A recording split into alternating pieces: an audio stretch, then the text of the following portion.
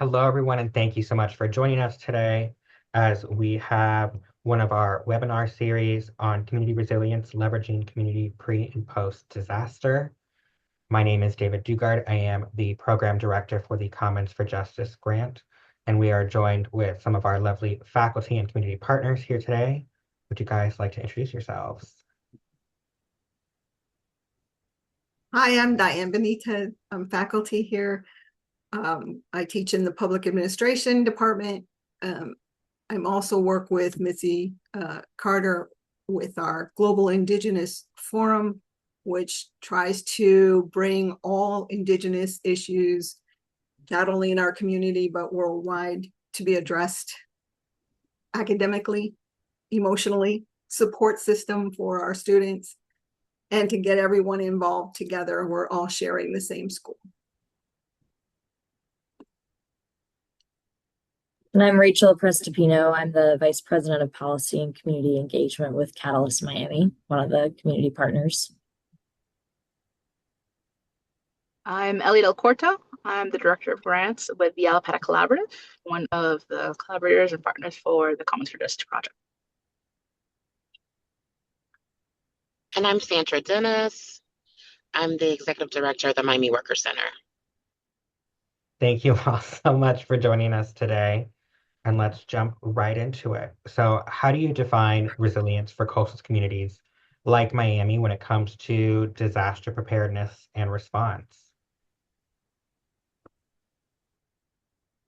Ellie, you and I have discussed this question this morning. I think you should go.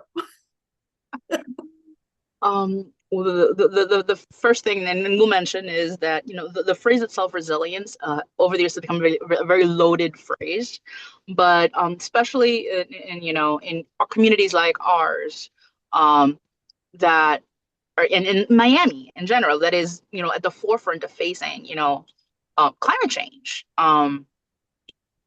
It is helping our neighborhoods or communities that are normally not exactly at the forefront of people showing concern sometimes, to be prepared. And it's hard because, again, most of the communities, working communities, like Alapata, like Overtown, Little Haiti, these communities, paycheck to paycheck sometimes.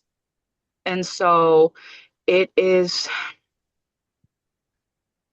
care, it's being connected, it is not staying in our silos. And as community organizations, it's been us stepping up, organizations like the Miami Worker Center, like ACDC, and others, Catalyst, to who do the outreach to the neighborhoods, to the residents who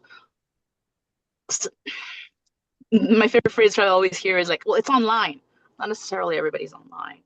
And sometimes it's word of mouth and, a good old WhatsApp chain to get the word out of information.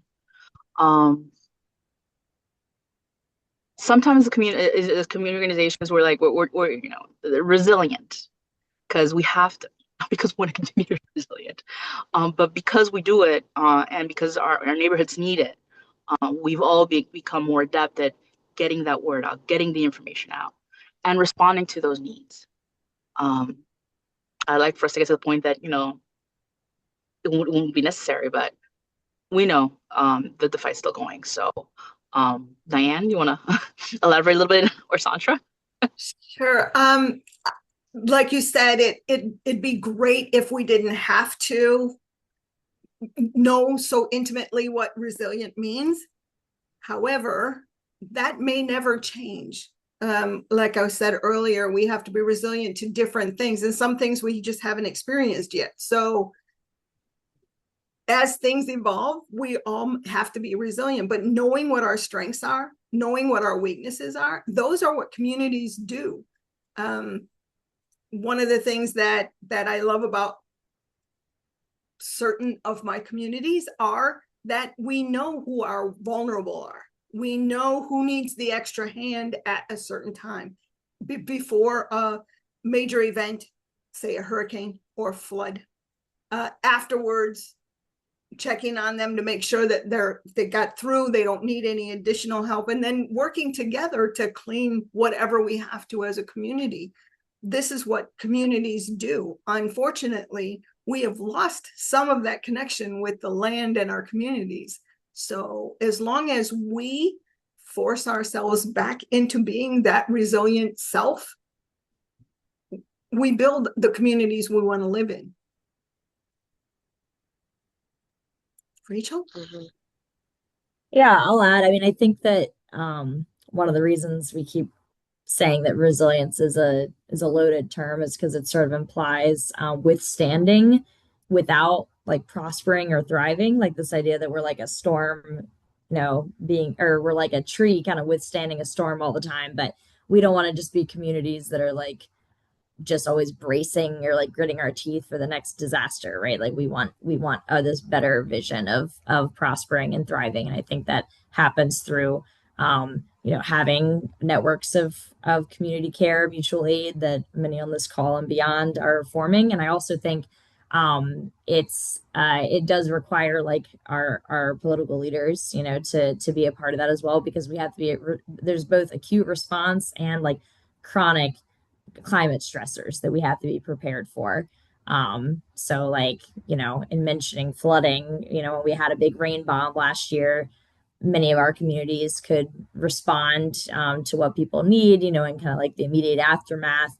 But also, we tried to band together to pass the impervious services ordinance to basically change what we're paving our roads with so that, water is able to flow more naturally as it's supposed to into the ground, into our aquifer, and like prevent that kind of flooding from happening. Now we'll see how the implementation for that goes, because implementation is a big challenge where we are. But yeah, I think it's like being prepared for both the acute and the chronic stressors in the near term and the long term, and to have a vision for our communities that's more than just withstanding, but it's thriving.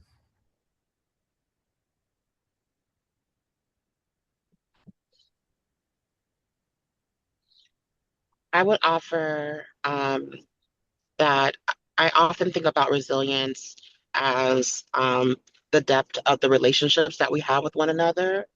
It reminds me that many of the communities that I come from, Black communities, immigrant communities, are actually collective communities.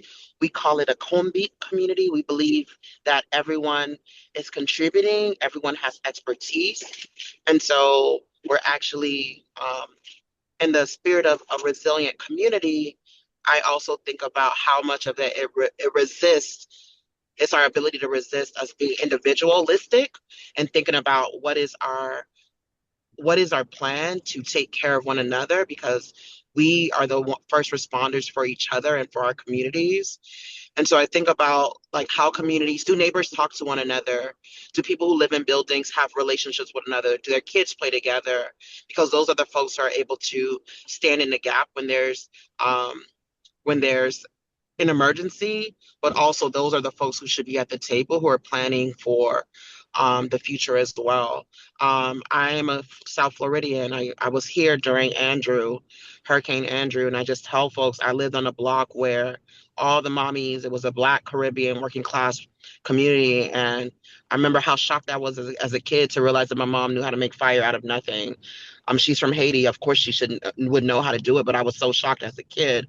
And that the community came together and they cooked for one another, and someone was watching the kids, and the other folks were out getting rid of the debris before the city could respond. And those are the kinds of communities that we should have. And unfortunately, we're not as close. We don't talk to each other as much.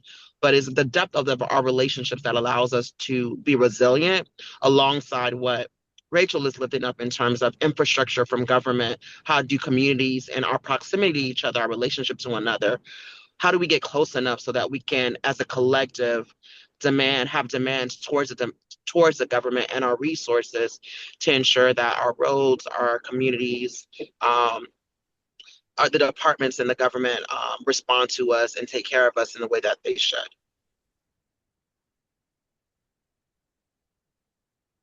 Awesome. Thank you so much, all of you, for that lovely response.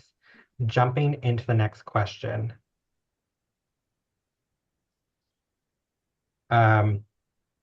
While innovative methods exist to raise climate change awareness, what are the best practices for sharing culturally relevant information and co-developing scalable, resilient strategies with communities? Okay.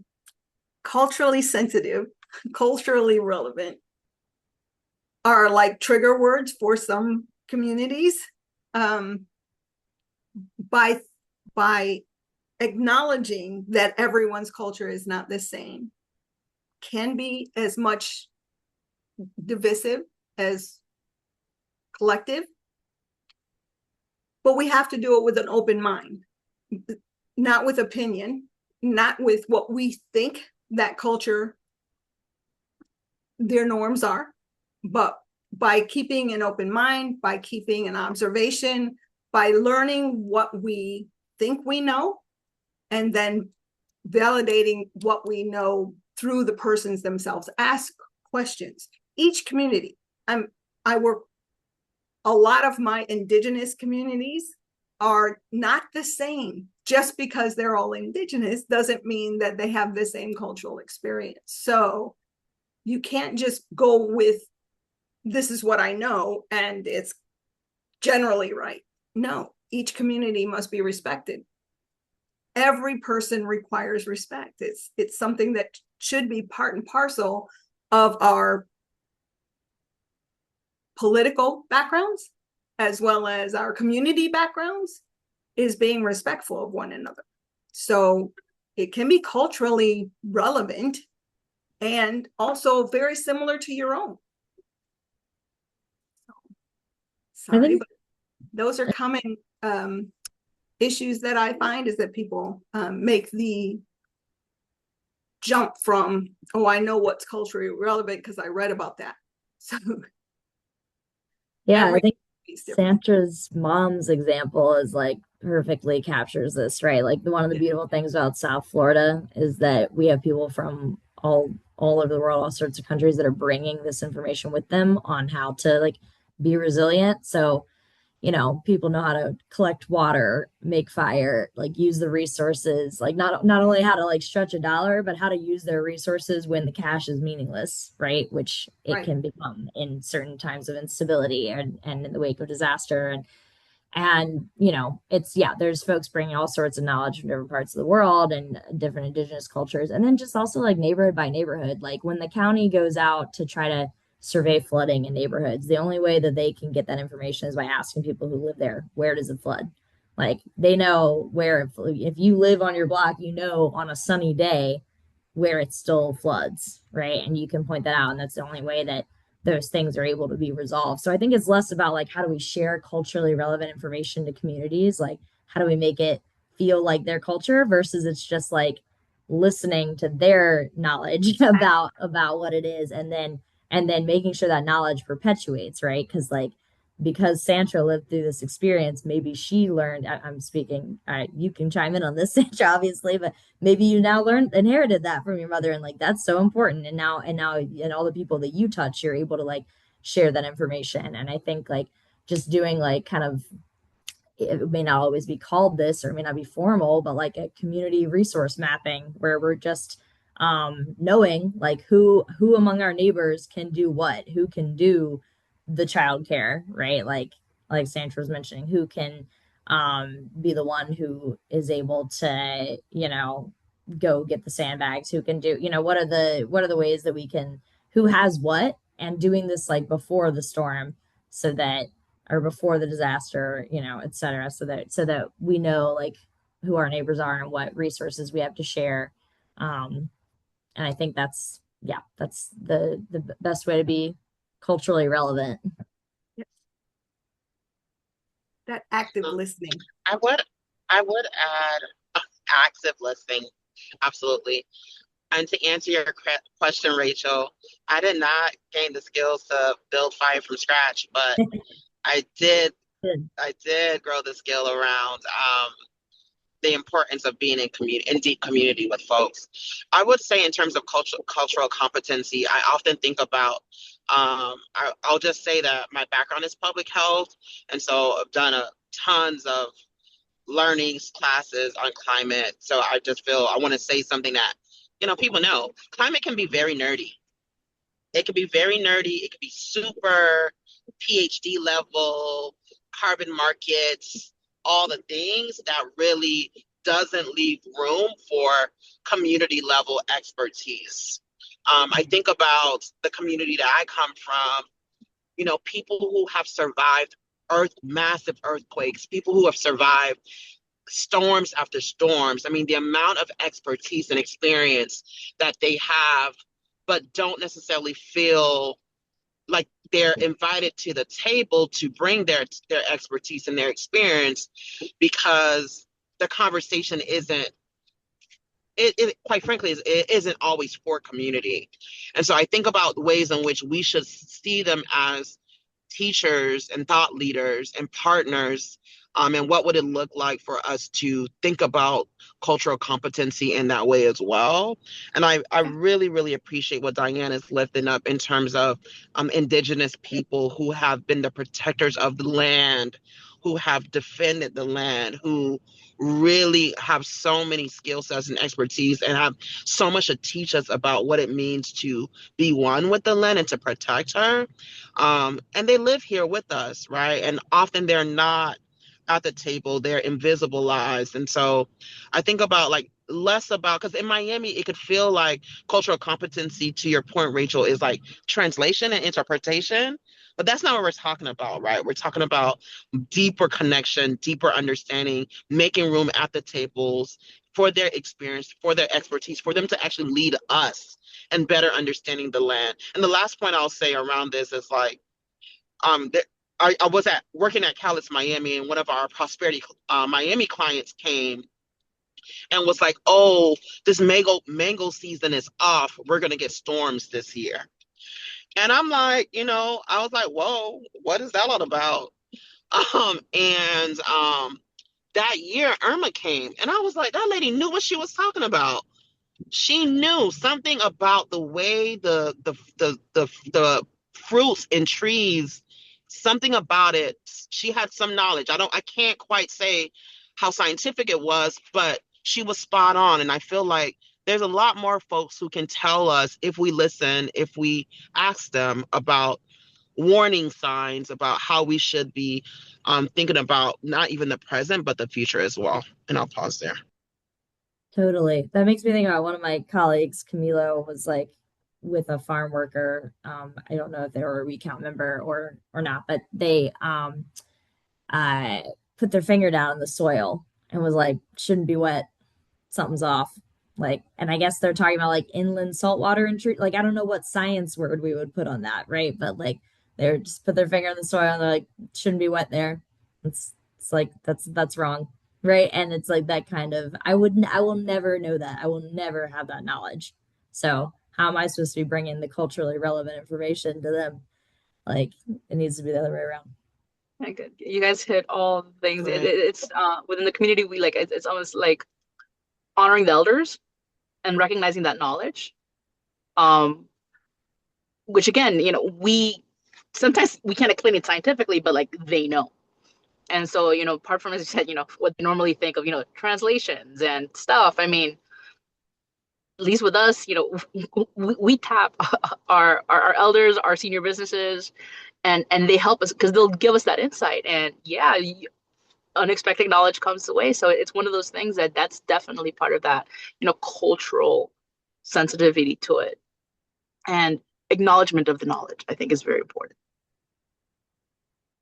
Yeah, it's typical of respecting one's elders, like knowing that they've lived through a lot more than we have, and therefore they have collected information that should be heard, that should be acknowledged. Thank you all for those answers. It kind of bleeds in to the next topic area. So you guys have provided a lot of examples of how community engagement and listening to your community members has effectively helped mitigate or possibly prepare you for extreme weather events that are going to be happening. Whether you listen or not, I mean, that's up to you as an individual person. If the mango season is bad, does that mean it's going to be a horrible weather? We have to listen to our elders, but not everyone does. With that in mind, what role should policymakers, emergency responders, and public health leaders play to ensure the long-term success of these resilience efforts, especially when addressing inequality and strengthening social support? Okay, I train some policymakers when I teach, so it's my department. And I cannot stress this enough, that there are two reasons people go into public service. One is for serving, because that's their calling. And if they go into this as something that they want to do because it's their calling, then they're already steps ahead to me. They will be the active listener. They will be the one who listens to that community and knows that their weaknesses and their strengths, they know better than anyone else. And as a policymaker, you want to work with them. If you went into it for prestige and power, this might not be your avenue of calling, but think about the optics and think about what it is you want to look like at the end of the day. If you work with these communities for the outcomes that they want, politically, it's a good move. And optically, it's a great move because you look like you care, even if you don't. So it's one of those things that you have to work with the communities that you're supervising, that you're over, that you're trying to serve, however you want to see that. I hope.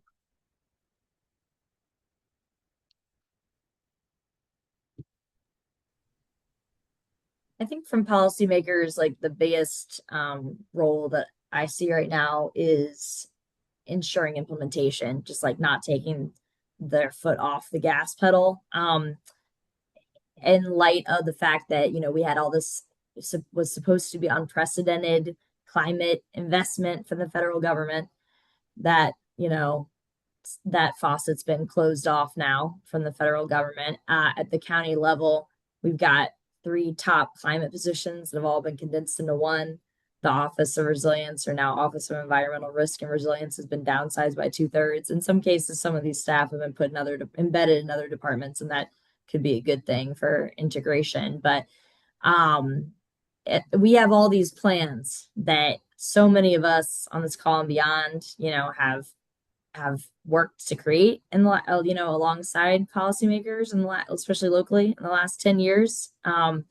Miami Climate Alliance formed after a climate march, about to celebrate the 10-year anniversary of that. And from that, all sorts of extreme heat action plan, greenhouse gas reduction goals, all these things came out of it. And none of that is going to matter at all unless any of it gets implemented, right? And some of it has in pieces, but if policymakers turn tail and run in this moment instead of leaning in, even in the face of disinvestment, of massive disinvestment, we need courage, we need bravery, we need them to step up, we need and we're going to be there for accountability, but we can't see policymakers downshifting right now. And you mentioned emergency responders. The Department of Emergency Resource Management, Durham, at the county, has their core teams. They do these tabletop exercises where they try to bring together different community organizations with all the different departments, federal, state, local, that would be involved in sort of disaster response, and they try to run these scenarios and stuff. It's still quite divorced from what we were talking about earlier, these on the ground networks of community members. So I think continuing to, because as Sandra said, we're the community members who are going to be each other's first responders. So I think bridging that gap is something emergency responders can do. And I'll leave it at that. To jump off what Rachel said, it's about, again, my lovely is that I always fall back to the table. Everything's online, but not everybody connects online. And so it's about bridging that gap as community organizations and everything else to make sure that, again, we let them know of the emergency, their situation, it's flooding. But it's also getting those seats in the table and getting them to not just say, okay, we're bringing all these people into this one spot in a county building or in a city building, but actually out to the community, to not just run scenarios in the community, but to come out and touch base with the communities. Because I think that, again, that's like the big disconnect. They're like, well, we don't know these people. And as you said, the communities were our own first responders. But support from the policymakers and from local governments within the community to know and share their knowledge of what services are available post-storm. What can people do to prepare?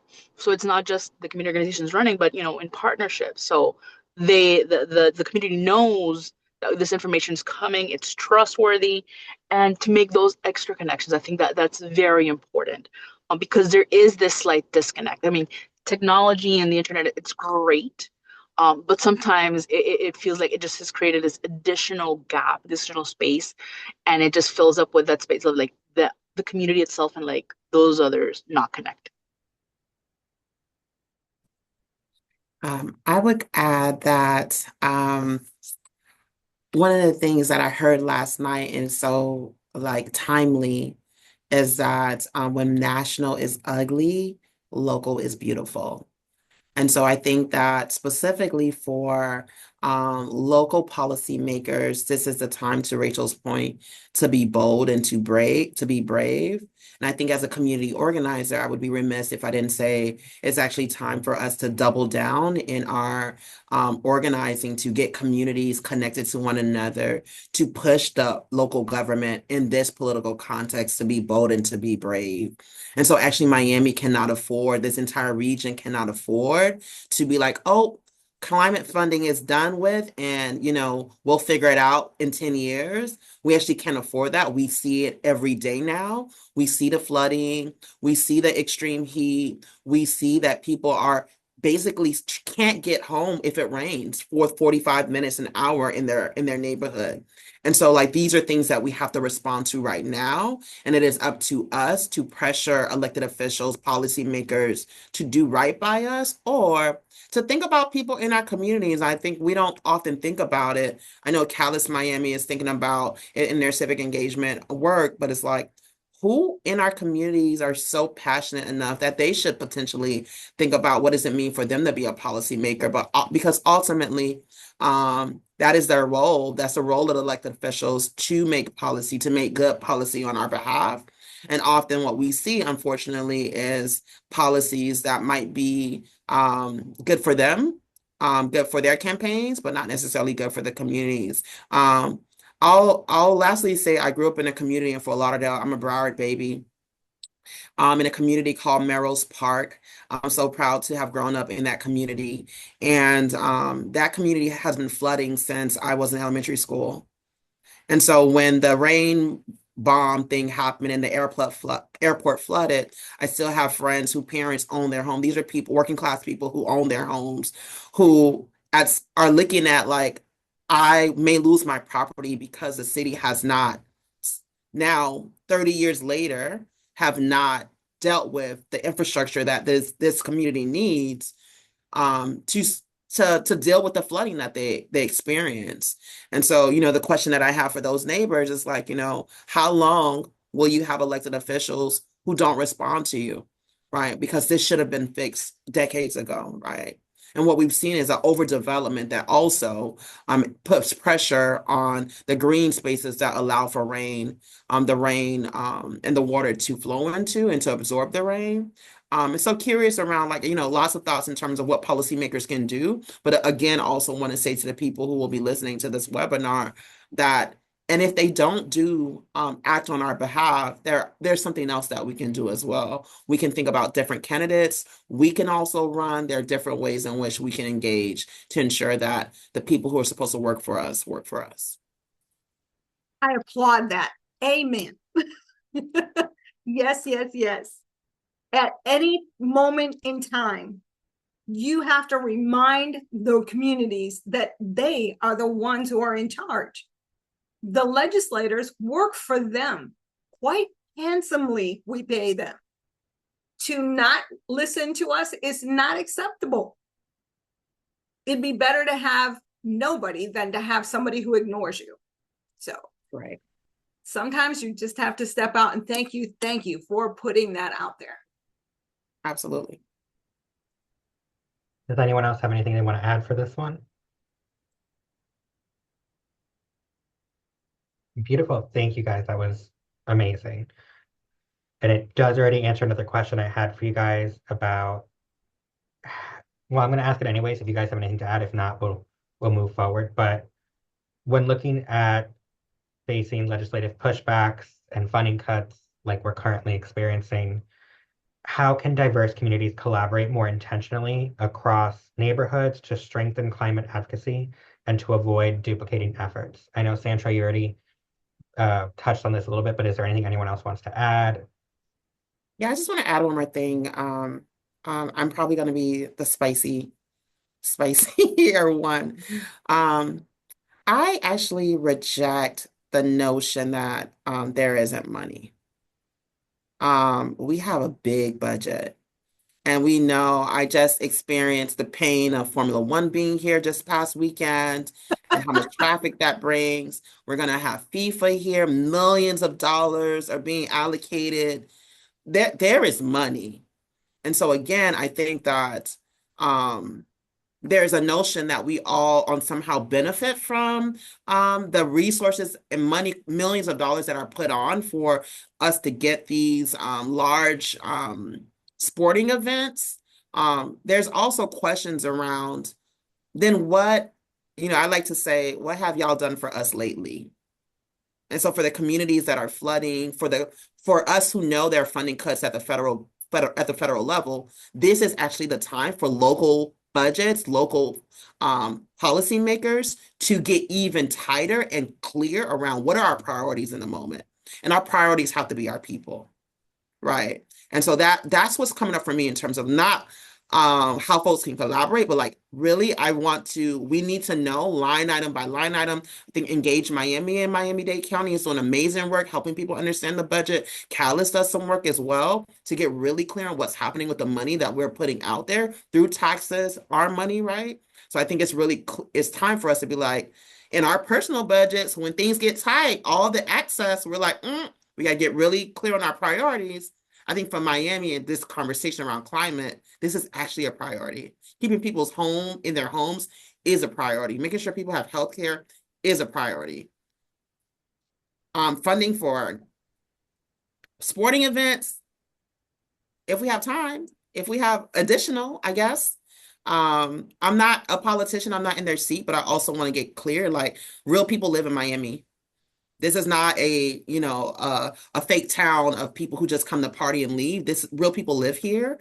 And so we actually have to take the people who live here very seriously and protect them, defend them, and make sure we have everything that we need in order to reside here. Yeah, absolutely. I don't know why we seem to think that we need extra money for climate stuff. Like it has to come from grants or has to come from somewhere else or ARPA money or whatever, IRA money, whatever. But it's like the core functions in our budget need to include like what it takes for us to continue to survive here. And that right now that's not the case, right? To the question of like how can diverse communities, how can we like collaborate in our climate advocacy? I was thinking like from a statewide lens, if I can briefly, sometimes like we're taking turns getting hit at different times with major climate stressors. And I think it's important for us to know like what our demands are beforehand. So for instance, like, okay, Helene and Milton last year, like Helene hitting Tampa Bay area really hard. Like I know like the Smile Trust and Freedom Lab did this amazing job working with the network all over the state. People are packing pallets, we're getting resources to communities that need it. And it's like in those moments, we have to seize those advocacy opportunities. If we're already in community with each other and we know what the demands are going to be, then when folks on the ground in most impacted areas are maybe not able to like put out the call to elected officials for the things that they need or get the media attention because they're literally responding to like their folks on the ground getting their needs met, it's like well, we've already had those conversations. So like here in Miami-Dade County, we can help deploy that. You know, we'll, for example, like in the past, what we've done is every time there's a storm, like we write the governor and the utilities to say we need a moratorium on utility bills. We need to pause the utility bills. And we know already, like we got that letter drafted. The storm happens. We're like, don't worry about it. Hillsborough, we know you're busy. Like you already signed off on the letter. We're going to put it out and we're going to get it to the media. We're going to do the stuff. Right. And I think that's just one example, but like there are bolder asks that we can be prepared to make and be prepared to use those opportunities to name the villains too of like, you know, the elected officials who could have prepared for these, you know, our infrastructure better ahead of time, who are investing in fossil fuels that are, you know, causing these worse and worse storms. Like, and people will always say, like, we're being opportunistic, just like they say when there's a shooting and we say we want gun violence reform, and they say, hey, you're playing politics. And then they're always going to do that. But like, we're not doing this at the expense of people who are impacted. We're doing it alongside. We're already in community together, knowing like beforehand, like these are the villains, this is the message, these are the demands, and then we can make these like bigger and bolder asks of each other, even while like a particular community is in the throes of like being impacted and recovery and all that. But we're not like taking advantage of their suffering as they would try to paint in the narrative, because like we all agreed on this already, right? And so it's time to play politics, right? Because politics is what put us in that situation in the first place. I don't know, maybe a bit of a tangent. But. No, actually, I think you're spot on. I agree that building these community coalitions might be the answer to the problems that other people don't want to see. And then making those enemies hear you, maybe politically, might be the solutions to the problems. I think you're spot on, Rachel. Thank you guys so much.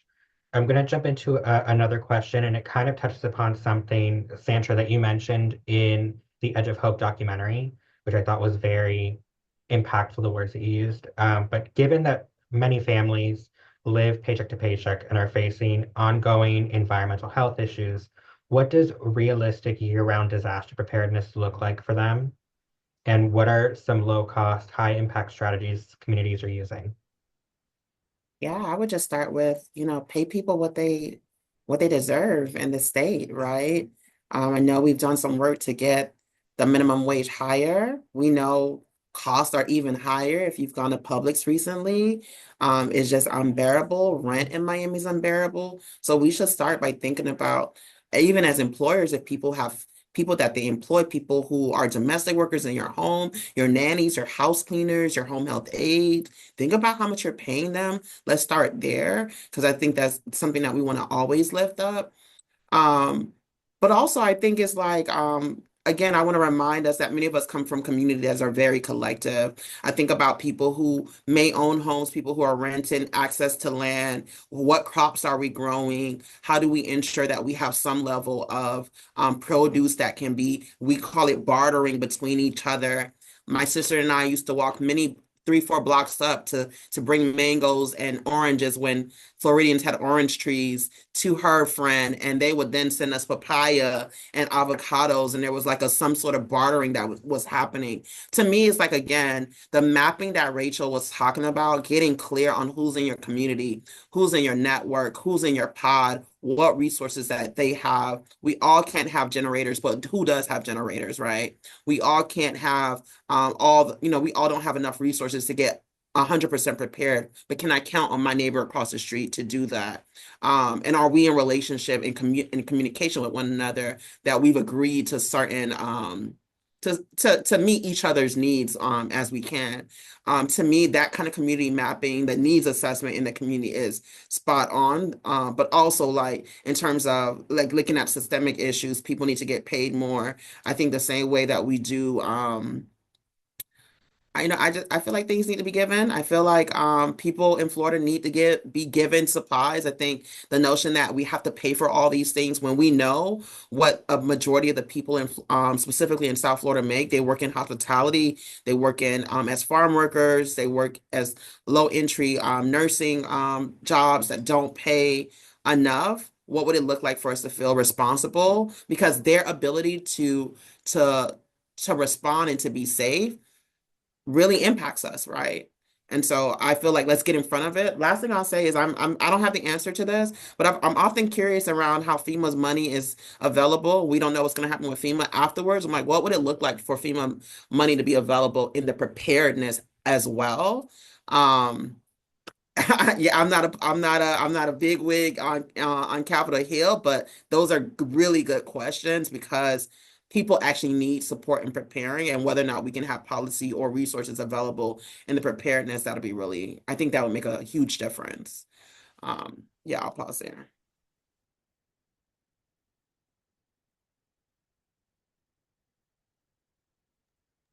Alrighty, I think thank you you hit for everything on you covered everything, Sandra. Because it's the paycheck to paycheck, and they give you they put out the thing of this is what you need to prepare, and you look at the list, and then you go to Publix or Winn-Dixie, Fresco y Mas, and it's an expensive list. And you're right, it comes all down to pay. So I thank you. You covered literally everything on it. Thank you. I often think about people with children. Miami Worker Center is a part of the Community Emergency Operations Center, and we typically, because of our base, overwhelmingly women of color, we have diapers, wipes. We typically try to stock up on that stuff because people don't often think about that stuff, but that stuff is expensive. That is Yes, expensive. very For the much so. life of me, I don't know why in this nation, why diapers cost money, but we're neither here or there. But thinking about like the materials that people need that are actually expensive, that's not necessarily always available in preparedness or even in the recovery that are, critical to people. Adult diapers, all of that comes up because many of us live in multi-generational homes. Um, we just have to know our communities much more to really be able to Exactly. understand like what they're experiencing. Yeah. And like the same places that people go, that they can count on, like not in disaster time, are the same places they're going to go in disaster times. Like people know they can count on the Miami Workers Center. Yeah, I know y'all have a mutual aid fund. People know they can count on the Freedom Lab, which becomes, the Community Emergency Operations Center. People, whether it's like community gardens, free fridges, because yeah, we're supposed to have like 72 hours worth of food and water or whatever FEMA recommends. And that's like minimum, right? We have, sometimes we don't know how long the power is going to be out. And like that's just not realistic. But if people are used to going, knowing they can go to these places already, like in community, and we can, plan some of that can be the site for some of the resource sharing. So it's not just on those organizations. It's like we talked about, it's the like, blending within communities. But if those are hubs that people are already going to, then being able to run things through there, is going to be a more natural way of getting people what they need. Perhaps maybe expanding our communities. Shortly after Andrew hit Miami-Dade, then we had a hurricane that hit Broward. So during those peak times of the year, while one community is getting ready, the other one is prepping for the what if those exchanges could happen during those periods of time. It doesn't require government intervention, but it'd be nice if they got involved. But if the communities themselves could expand their communication network to be more than just one area, so that when they're in recovery, someone else might be in need, so that they can help one another. Just a thought. Because we can't count on always having a FEMA available.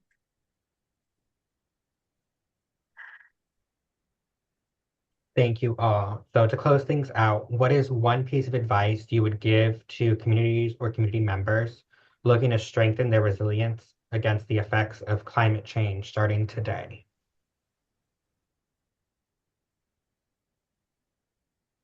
There are strength in numbers. Yeah, actually, And compassion Yeah. always wins. Let's say join us at the Miami Climate Alliance. Get to know your Get him neighbors. the worst thing that community organizations can do is silo off. And it can happen because you're concentrating on what your mission is and everything else that's going on. But it's the working together, the communicating, throughout the year. So we are ahead of those situations when they finally come.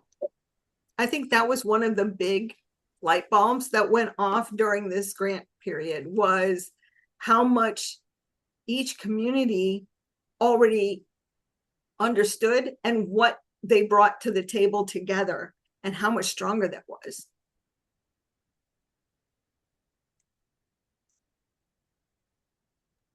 I would just say, echo everything y'all said. I think it's that thinking about how you can recover and be resilient by yourself seems daunting, feels overwhelming. It's like, how do you broaden that out to think about you as a part of a community, as a part of a pod? We're very fascinated with pods now. It's like, who are your 6, 7 folks that y'all are thinking about collective resources, collective planning, collective recovery, versus just thinking about that on your own. I want to just continue to remind people that we come from a lot of communities that are collective people. We don't think about these things on our own. Just like we say, one child, like a village raises a child. Is it a village? Is it a community that really is able to be resilient? And so just thinking about it in that way, I'm not going to go lose my mind in a grocery store. I'm going to think about like who has what, right? Who's able to do what? Who can cook, who can build a fire? What is my skill sets? What can I offer in the moment? And how can I hold that, and making sure that the rest of my community has the other ones ready? I think that really allows for us to feel a little bit better. Doesn't necessarily make us feel like it's daunting, like it's impossible. And also it allows for us to preserve a little bit more resources, as we know everyone is strapped right now.